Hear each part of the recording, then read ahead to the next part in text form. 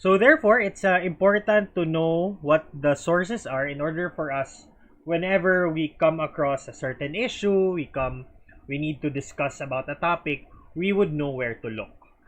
And that is what our lesson would be all about today. Okay? Sige. So first of all, in order to discuss the sources of international law, you have to be familiar with two aspects or two terms. We have what we call as lex lata and lex referenda. Lex lata, it is simply translated as the law as it currently stands today, or what the law is now.